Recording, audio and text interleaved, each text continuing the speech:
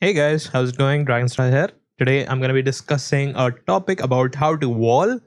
This topic rises up whenever you see a pro player walling up and defending themselves against all the early rushes. I'll be going over a certain few ways which I think are superior than the traditional walling methods that everyone has been using to fully wall themselves in, and a couple of tips as well when I am deciding on how to wall up the map.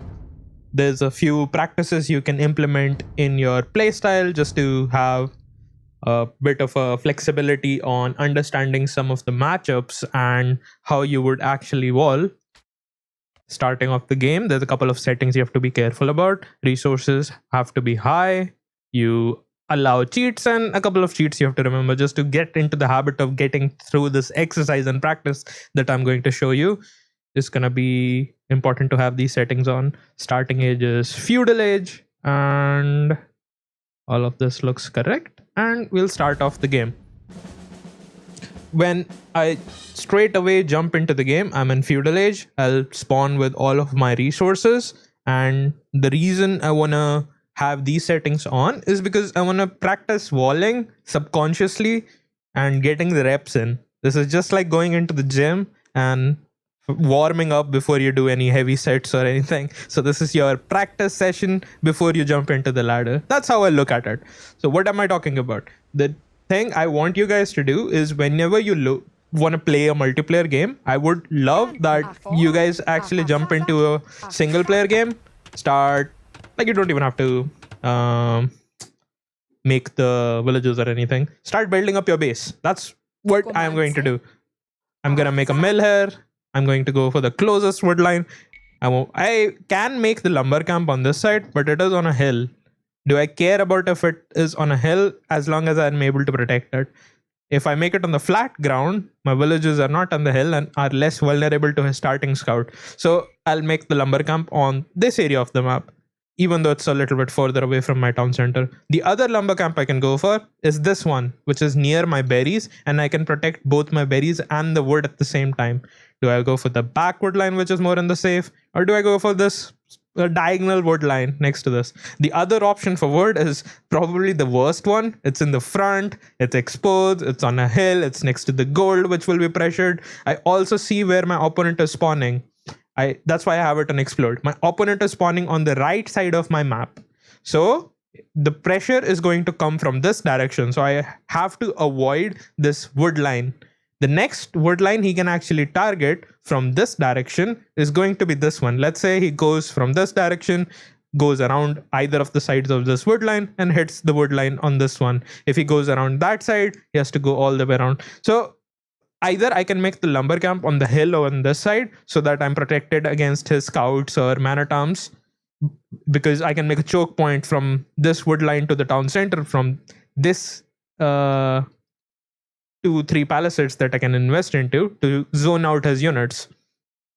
Or I can go for this lumber camp and have the same game plan. So the two lumber camp positions that I have access to, just based on the first few seconds of realizing where my enemy is and how my map looks like, I'll be able to structure my walls.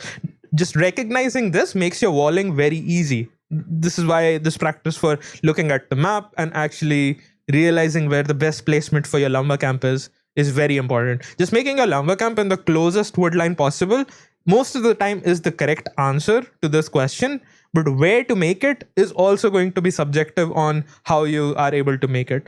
Sometimes you'll say that I do not have the scouting information to know where my opponent has spawned.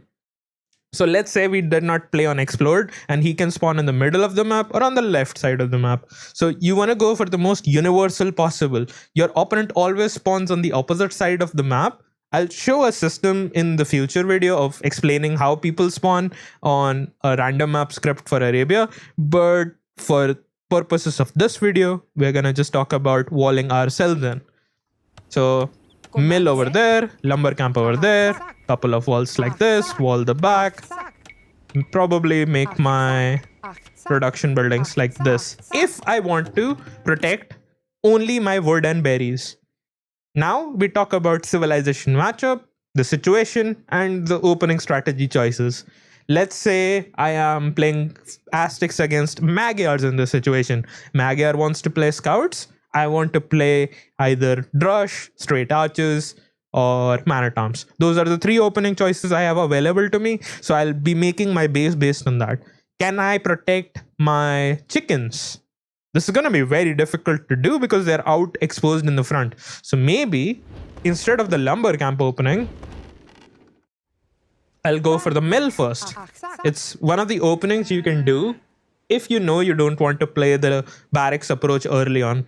With a map like this might be actually a correct idea to go for, where I take the first 6 villages on sheep, 6 on sheep, into 3 on mill in the front, so that by the time I reach feudal age, all my villages in the front will be done with the rabbits, and I can pull them back into the safety of this choke pointed base I've made in my base. And this is the least amount of resources I'm spending in protecting myself against every aggression that my opponent can throw at me. The other approach, the traditional method, would be just like walling to the edge of the map, securing as many resources as possible, and exposing yourself and the villagers' working time into threatening them to taking damage.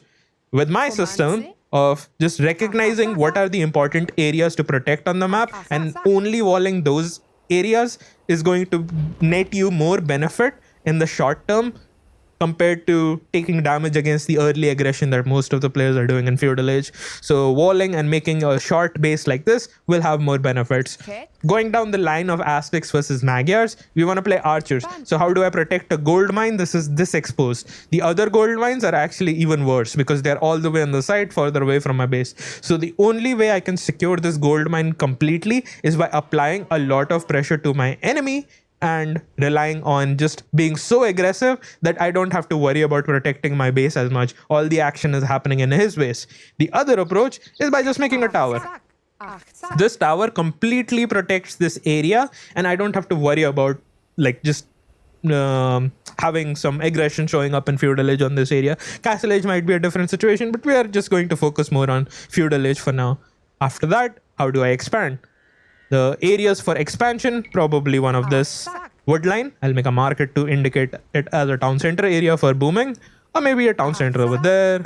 Town center can be placed maybe in this side of the map. It's kind of exposed. There's a massive hill next to my town center, which I do not like having because they can park a mangonel on top and hit my stuff. So pre-planning stuff like this is very important on where to actually have building placements correctly and how to wall. So this would be one example for this map, and you can do this so many times into getting the habit for doing it correctly that you can do the civilization matchup and recognize how to play each civilization matchup and how to wall for it. So Mongols versus Goths. I have infantry. He has fast up time for going scouts, for going archers, or going man-at-arms himself. Sometimes people do it with Mongols. So how do I wall against a Mongol player who is in the front, who has a faster uptime, me being Goths? The first few things, I'll probably make a mill over there, make a lumber camp over there, get this wall, get this wall. Maybe I can get away with connecting this wall.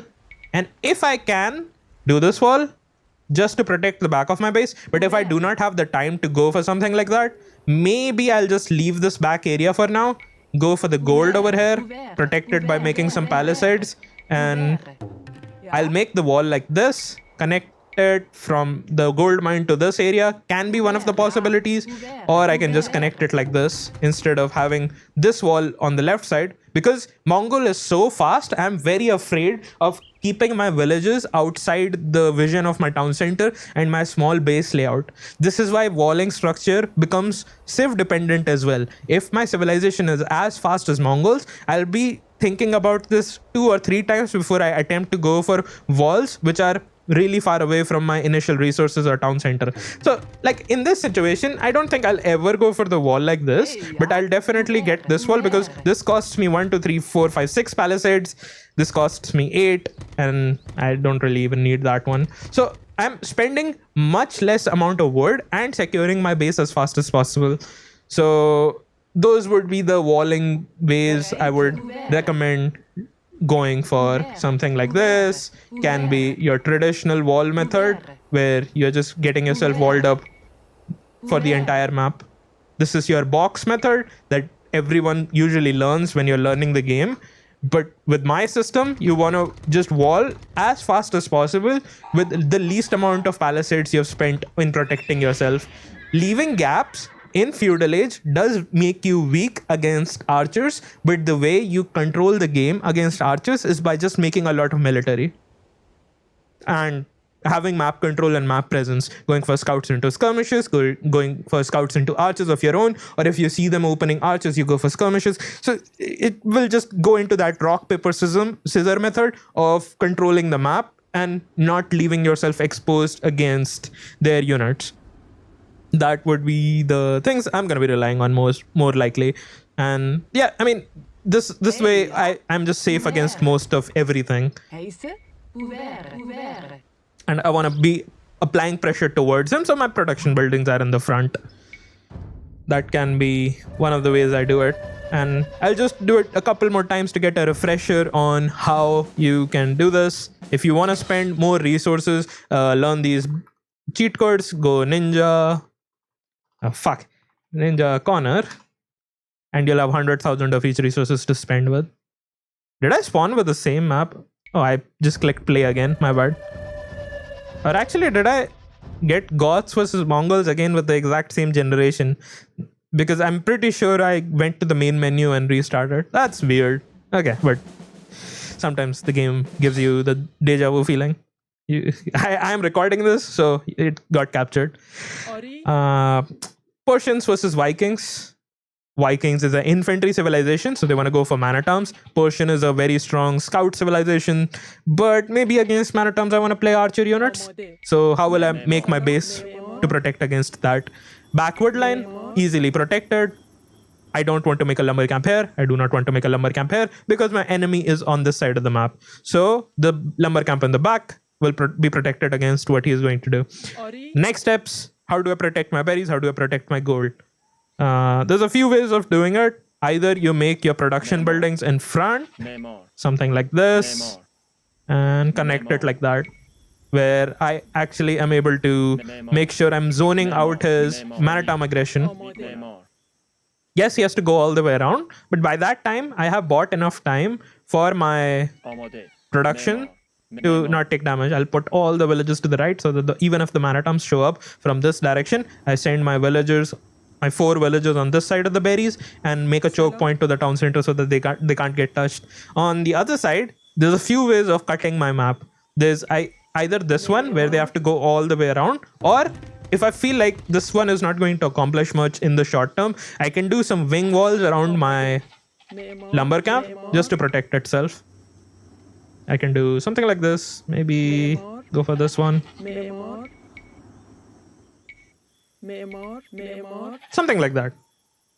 Or maybe even shorter if I am not that concerned about the gold mine for the time being.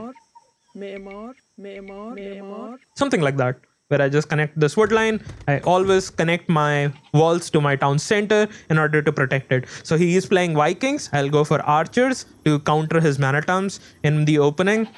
Can consider going for the mill first on these rabbits, or long distance them, or ignore them. Sometimes people ignore, sometimes people pick them, and sometimes you can take them early on. So this is the base layout and the walling structure I'm talking about. Eventually you want to wall yourself in the back so that you deny access. You want to wall yourself up completely going towards the castle age, or just have enough military on the map to have map presence.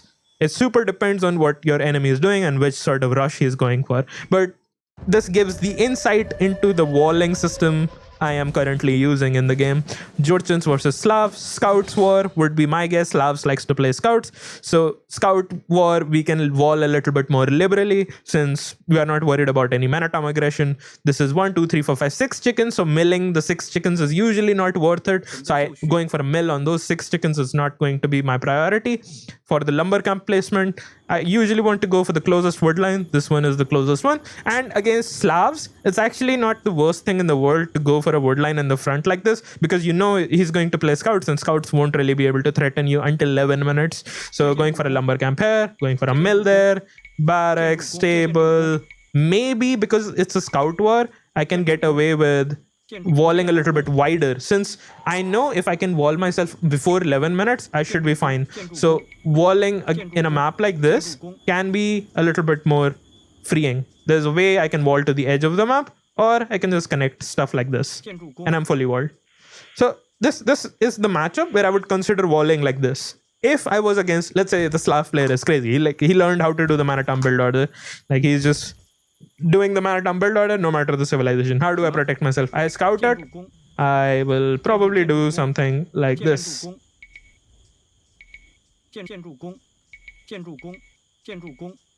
Either I'll wall to this side, or I'll wall like this.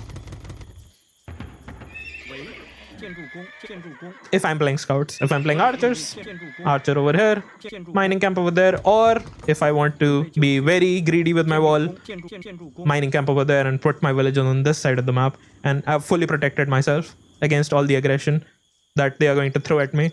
This is the cheapest wall I can produce, and if I just use a couple of house walls to protect myself as fast as possible. This takes me much less amount of resources, 17 palisades only, and it basically shuts down all the aggression from my opponent. But hopefully you learned from this.